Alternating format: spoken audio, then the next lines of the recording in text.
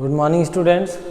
तो हमें अब डायमेंशनल एनालिसिस का एक और एप्लीकेशन पढ़ना है, जिसमें कहते हैं deducing the relation among the physical quantities.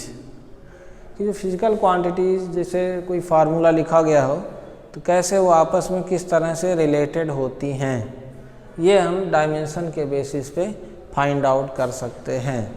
तो इसको समझने के लिए सबसे पहले हम एक कंडीशन देखते हैं कि सिंपल पेंडुलम का अगर हम केस लें, in case of simple pendulum in which heavy Bob whose mass is m is suspended by a massless string whose length is L, then the time period of simple pendulum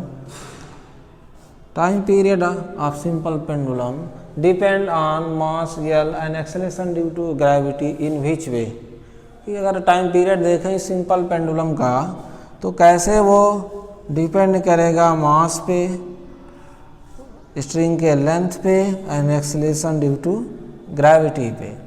तो हमें इससे related एक formula मिल जाएगा कि T किस पे depend कर रहा है, किस पे डिपेंड नहीं कर रहा है, किसके ये डायरेक्टली प्रोपोर्शनल में होगा, किसके इन्वर्सली प्रोपोर्शनल में होगा। तो हमें एक करेक्ट फार्मूला फाइंड करने के लिए डायमेंशन के बेसिस पे हम देख सकते हैं कि क्या रिलेशन आएगा इसमें। या इसी तरह अगर कोई इक्वेशन ले लें, दूसरा कोई फार्मूला, इसे होता है सेंट्रीपिटल फोर्स F बराबर mv²/r। तो यहाँ हम लिख सकते हैं कि F कैसे डिपेंड करता है mass, velocity and radius of the circular orbit. तो सेंट्रीपिटल फोर्स कैसे डिपेंड करता है मास, वेलोसिटी एंड रेडियस, तो कैसे पता कर सकते हैं on the basis of dimension कि ये जो डिपेंडेंस लिखा गया है किस तरह से रिलेटेड होते हैं। जैसे इसका देखें तो इसका होता है mv²/r, तो डायमेंशन से प्रूव होके आएगा। इसी तरह इसका हमें पता है कितना आता है 2π√L/g। तो डायमेंशन का यूज़ करके हम यही प्रूव करेंगे कि ये जो टाइम पीरियड है इस तरह से इनसे रिलेटेड है, या यहाँ सेंट्रीपिटल फोर्स है इस तरह से मास, वेलोसिटी और रेडियस से रिलेटेड है। तो यही हमें इसमें देखना है, इसके एप्लीकेशन ऑफ डायमेंशन में। तो हम सबसे पहले इस कंडीशन के अकॉर्डिंग इसमें रिलेशन फाइंड करते हैं, जो इतना लाना रहता है हमें। तो इसको फाइंड करने के लिए हम बुक के अकॉर्डिंग चलते हैं। एग्जाम्पल नंबर 2.17, इसके बेसिस पे इसको हम समझेंगे कि क्या एप्लीकेशन है 2.17, जिसमें एक सिंपल पेंडुलम के लिए हमें पूछा गया है कि कैसे वो टाइम पीरियड उस मास, लेंथ और एक्सेलरेशन ड्यू टू ग्रेविटी पर डिपेंड करता है। तो इसमें वैल्यू सब दिया गया है। कंसीडर ए सिंपल पेंडुलम, जैसा ये हो गया, having a bob attached to a string that oscillate under the action of the force of gravity के इन्फ्लुएंस में क्या है, ये ऑक्सिलेट कर रहा है simple pendulum. Suppose that the period of oscillation of the simple pendulum depend on its length L, L पे depend कर रहा है, T mass of the Bob पे डिपेंड कर रहा है, एक्सेलरेशन ड्यू टू ग्रेविटी पर डिपेंड कर रहा है, टाइम पीरियड, ये तीनों पे डिपेंड कर रहा है। तो करना क्या है, derive the expression for the time period using method of dimension. तो डायमेंशन का यूज करके हमें क्या करना है, इसको रिलेशन फाइंड करना है। तो ये इस तरह डिपेंड कर रहा है, तो इसके अकॉर्डिंग हम इक्वेशन बनाएंगे हम इसको सॉल्व करने के लिए 2 पॉइंट सॉल्यूशन। तो since time period depend on mass, length and acceleration due to gravity, तो हम इसको लिख सकते हैं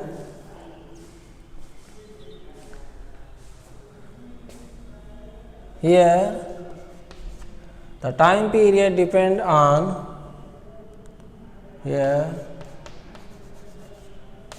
time period depend on mass m, length L and acceleration due to gravity। depend on mass, length and acceleration due to gravity, acceleration due to gravity। जिस small जी कहते हैं gravity. तो डिपेंड कर रहा है तो कैसे हम मैथमेटिकल इक्वेशन लिख सकते हैं, तो ये हो जाएगा मतलब कि T directly proportional to M L G। अब T कितने टाइम्स मास पे डिपेंड करेगा, L कितने टाइम्स इन्वॉल्व होगा, G कितने टाइम्स इन्वॉल्व होगा। तो मान लेते हैं M to the power X, L to the power Y and G to the power Z, where X Y Z are क्या एक्सपोनेंट आर पावर्स, इनकी हमें वैल्यू निकालना होगा। तो ये इसलिए लिखा गया कि डिपेंड करेगा मास कितने टाइम्स आएगा, तो X Y Z की वैल्यूज पता चलेगा। तो ये हो जाएगा T equal to K which is dimensionally constant, M to the power X, L to the power Y, G to the power Z, equation number 1। तो एक इक्वेशन ऐसे बना लेंगे। तो यहाँ नीचे लिखते हैं X Y and Z are power या एक्सपोनेंट, जो बताएंगे कि ये एक्सेलेरेशन ड्यू टू ग्रेविटी कितने टाइम्स इन्वॉल्व होगी T के साथ। K is constant, K is dimensional constant, जिसकी वैल्यू हम लोग एक्सपेरिमेंटली फाइंड कर सकते हैं। तो इस तरह T कैसे मास लेंथ और G पर डिपेंड कर रहा है, इसको हमने लिख दिया, और ये कितने टाइम्स इन्वॉल्व होंगे उसके लिए हमने पावर X Y Z मान लिया या एक्सपोनेंट। अब हम क्या करेंगे, दोनों साइड का डायमेंशन लिख करके फाइनली X Y और Z की वैल्यू फाइंड करेंगे, जिससे कि हमारा रिजल्ट पता चल जाएगा। तो X Y Z के अकॉर्डिंग है ये पता चलेगा कि क्या इक्वेशन आएगा। तो M to the power X, तब X की देखेंगे क्या वैल्यू आ रही है, तो उससे M कैसे रिलेटेड होगा T से पता चलेगा। L to the power Y, तो Y की जो वैल्यू आएगी डायमेंशन से सॉल्व करने पे, वो बताएगा कि T के साथ डायरेक्टली प्रोपोर्शनल में आएगा L कि इन्वर्सली प्रोपोर्शनल में आएगा। इसी तरह G का भी है। तो अब करेंगे क्या, इसके बाद दोनों साइड का डायमेंशन लिखेंगे, putting dimension on both side. Dimension लिख दें, putting dimension on both side, दोनों साइड का डायमेंशन लिखें। तो T का डायमेंशन T ही हो जाएगा, K कांस्टेंट है यहाँ पे, इससे मतलब नहीं है। M का डायमेंशन क्या होता है, capital M to the power X। L का डायमेंशन क्या होता है, capital L to the power Y। G का डायमेंशन क्या है, G का डायमेंशन मतलब एक्सेलरेशन ड्यू टू ग्रेविटी, तो LT power -2 to the power Z। इस तरह हमने सबका डायमेंशन लिख दिया। अब करना क्या इसके बाद कि L जैसे यहाँ दो जगह इन्वॉल्व हुआ है तो एक साथ कर लेंगे, M एक जगह है, T भी एक ही जगह है। अब यहाँ इसे देख रहे हैं कि M L T इधर दोनों तीनों आ रहा है, इधर खाली L है, T है यहाँ, तो इसको हम ऐसे भी लिख सकते हैं, जो क्वांटिटी नहीं है तो M to the power 0, L to the power 0, T to the power 1, जो नहीं है उसको 0 पावर करके लिख सकते हैं, क्योंकि कंपेयर करना हमें। अब क्या हो जाएगा, इधर हम लिखें तो M to the power X into L to the power, L दो जगह है तो Y plus Z into T to the power एक ही जगह है -2Z। इस तरह से M L और T पे X Y के टर्म में हमारा वैल्यू पता चल गया।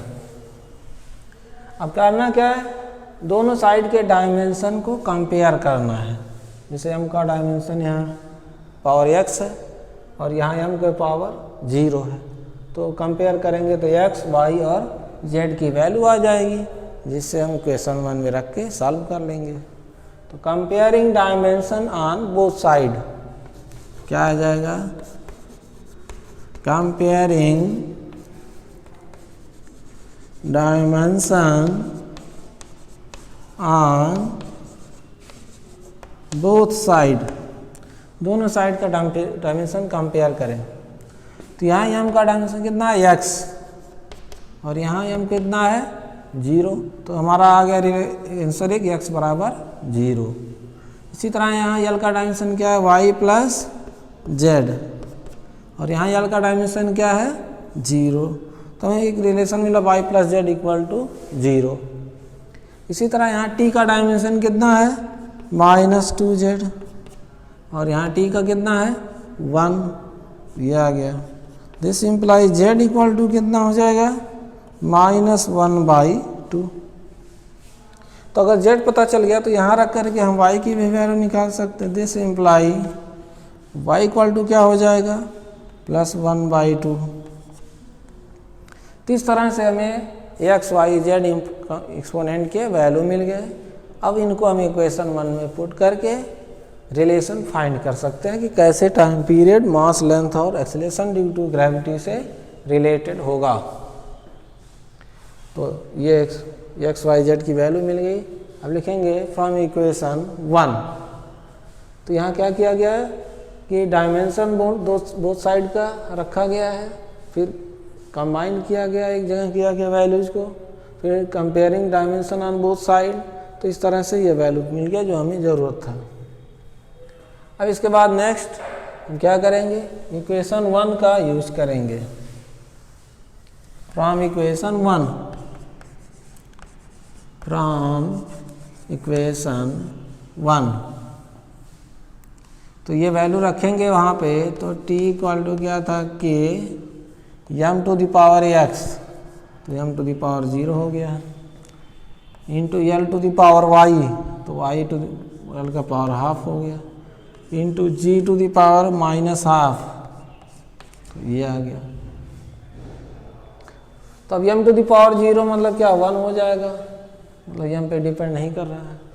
और एक्सपेरिमेंटली हम लोग अगर डायमेंशनल कांस्टेंट के की वैल्यू फाइंड करें तो कितना आएगा, वो 2 पाई आता है। हियर k इक्वल टू 2 पाई और m टू द पावर 0 तो 1 हो जाएगा।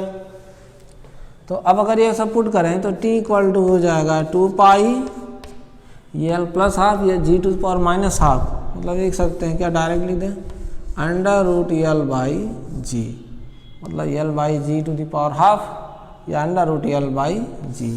तो ये हमें इक्वेशन मिल गया कि टाइम पीरियड कैसे length of the string, mass of the bob and acceleration due to gravity पर डिपेंड करता है। तो यहाँ हम देख सकते हैं टाइम पीरियड उस बॉब के मास पर डिपेंड नहीं करता है। तो किस पे कैसे डिपेंड करता है, ये हमें इक्वेशन मिल जाएगा on the basis of dimension. तो ये एक तरह से डायमेंशन का एप्लीकेशन हो गया। इसी तरह हम एक और न्यूमेरिकल कर सकते हैं कि सेंट्रीपिटल फोर्स कैसे रिलेटेड होता है मास, वेलोसिटी और रेडियस से यूजिंग डायमेंशनल एनालिसिस। तो एक ये पूरा हो गया, एक क्वेश्चन हम लोग और कर लेंगे। इसी तरह कोई भी एक्सप्रेशन हम लोग देख सकते हैं कि डायमेंशनली कैसे वो आपस में रिलेटेड होंगे, क्या रिलेशन होगा अगर वो आपस में एक दूसरे से डिपेंड कर रहे हैं। तो इसके बाद एक क्वेश्चन लिख लेंगे जो बुक में है नहीं। तो एक क्वेश्चन है सेंट्रीपिटल फोर्स के लिए। सपोज क्वेश्चन है, suppose centripetal force, centripetal force मतलब force which is directed towards the centre is called centripetal force acting on object, किसी ऑब्जेक्ट पे एक्ट कर रहा है। तो डिपेंड कैसे कर रहा है, object depend on its mass, depend on mass of the object, mass of object, its speed and radius of circular orbit, radius of circular orbit, जो सर्कुलर ऑर्बिट फॉर्म होगा उसके रेडियस डिपेंड कर रहा है। Derive the expression for its centripetal force, derive the expression, जैसे वहाँ example था वहाँ, डिराइव द एक्सप्रेशन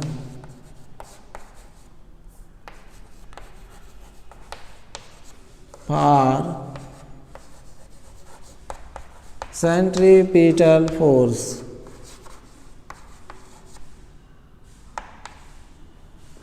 तो इसको भी हम लोग फिगर बना के समझ सकते हैं। कैसे फिगर होगा? इसमें ये कि एक यम मास का ऑब्जेक्ट है जो किसी सर्कुलर ऑर्बिट में आर रेडियस में घूम रहा है, स्पीड जो इसकी वेलोसिटी वी है, और यहाँ पे जो ऑब्जेक्ट है उसका मास यम है। तो यम मास के ऑब्जेक्ट आर रेडियस के ऑर्बिट में वी वेलोसिटी से घूम रहा है। तो ये निकालना है कि सेंट्रीपिटल फोर्स कितना लगेगा इस पर। क्योंकि सर्कुलर ऑर्बिट में घूम रहा है तो तभी घूम पाएगा, उस पर सेंट्रीपिटल फोर्स मिलता रहेगा, जिससे सन और अर्थ के केस में होता है। तो यही सेंट्रीपिटल फोर्स कैसे एम वी और आर पे डिपेंड कर रहा है, ये हमें रिलेशन फाइंड करना है। तो इसको सॉल्व करने के लिए हम देख रहे हैं कि the centripetal force depend on mass, velocity, speed and radius. तो ये है, लिख सकते हैं डायरेक्ट, ये centripetal force F is directly proportional to mass M. तो मान लिया इसका जो पावर है X V to the power Y R to the power Z, M V R पर इस तरह इसके एक्सपोनेंट हैं या पावर हैं। तो F equal to K dimensional constant, M to the power X, speed V to the power Y, R to the power Z, equation number 1। अब हम डायमेंशन लिख करके दोनों के साइड में रिलेशन फाइंड कर सकते हैं। तो ये एक्स वाई जेड यहाँ क्या है? एक्सपोनेंट है, के इज डायमेंशनल कांस्टेंट। तो यहाँ पे हमें डायमेंशन का यूज करके इसके एक्सपोनेंट की क्या है वैल्यू फाइंड करना होगा, या इसके पावर की वैल्यू फाइंड करना होगा। तो इसके लिए हमें करना क्या होगा? अब दोनों साइड का हम डायमेंशन लिखेंगे। द डायमेंशन क्या है इसका और एफ का, वो लिखेंगे, फिर उनमें आपस में कंपेयर करेंगे, तो उसके अकॉर्डिंग हमारा रिजल्ट आ जाएगा। तो अब लिखें इसके बाद, putting dimension on both side, दोनों साइड का डायमेंशन लिखें। Putting dimension on both side. तो लेफ्ट साइड का अगर हम डायमेंशन लिखें पहले, तो ये फोर्स है, मतलब मास इनटू एक्सीलरेशन, ये इसका डायमेंशन होगा। तो क्या कांस्टेंट ही है, एम का डायमेंशन क्या होगा? Capital M to the power X, V मतलब स्पीड है, L T power -1 to the power Y. इसी तरह आर क्या है? एक तरह से लेंथ है, फिगर से देख सकते हैं। तो इसका डायमेंशन हो जाएगा L to the power Z. अब अगर कोई बेस क्वांटिटी दो जगह है, उसका डायमेंशन तो एक जगह कर लेंगे।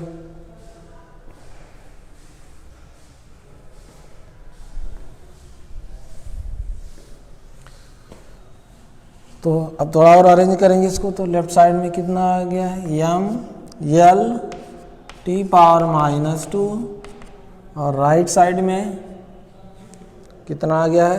एम एक ही जगह है, तो M to the power X एक जगह कर लेंगे अब सबको, M to the power X हो जाएगा। एल दो जगह है यहाँ पे, तो L to the power Y plus Z, Y plus Z.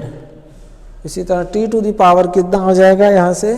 -y, T to the power हो गया -y। तो इस तरह हम एक साथ कर लिए हैं, दो डायमेंशन अलग अलग जगह थे, तो लेंथ को एक साथ कर लिए, T to the power -y, और ये पूरा हो गया। अब करना क्या है? Comparing dimension on both side. तो क्या आएगा result? Comparing dimension on both side, दोनों साइड के डायमेंशन कंपेयर करें। तो यहाँ मास का डायमेंशन है यहाँ, तो m टू द पावर यहाँ x है, यहाँ m टू द पावर कुछ नहीं मतलब 1 मान सकते हैं। तो यहाँ x इक्वल टू कितना आ गया 1। यहाँ y प्लस जेड क्या हो जाएगा, यल का डायमेंशन y प्लस जेड, यहाँ यल का 1, तो y plus Z equal to हो जाएगा 1। फिर इसी तरह से t का कंपेयर करें तो t टू द पावर क्या है minus Y equal to t का यहाँ -2। तो यहाँ से क्या रिजल्ट मिल जाएगा, यहाँ से हम लिख सकते हैं this imply y equal to 2। तो अगर y 2 है तो यहाँ से z कितना मिल जाएगा, यहाँ y 2 है तो z इक्वल टू कितना हो जाएगा 1 - 2 दैट इज -1। तो इस तरह x y z की वैल्यू हुई। अब हम लिखेंगे फ्रॉम इक्वेशन 1, ये वैल्यू को 1 में रखेंगे, फ्रॉम इक्वेशन 1। तो यह बराबर क्या था कि m to the power x मतलब 1 आ गया। उसके बाद क्या था v, तो v to the power y मतलब 2 आ गया। उसके बाद r टू द पावर -1, ये यहाँ तक कंप्लीट हुआ। फिर इसके बाद यहाँ देखेंगे हम कि k डायमेंशनल कांस्टेंट k की वैल्यू एक्सपेरिमेंटली यहाँ फाइंड आउट करेंगे तो कितनी होती है 1 होती है। Here k equal to 1। अब ये सब वैल्यू पुट कर दें, यहाँ अरेंज कर दें तो f equal to mv² upon r। ये हमारा डायमेंशनल बेसिस पे फार्मूला आ गया कि कैसे यहाँ फोर्स मास वेलोसिटी और रेडियस से रिलेटेड हैं। तो ये कंप्लीट हो गया हमारा कि डायमेंशन का यूज करके कैसे हम रिलेशन फाइंड करेंगे। तो इसी तरह से और भी हम क्वेश्चन देख सकते हैं कि कैसे रिलेशन फाइंड आउट किया जाएगा। Okay, thank you.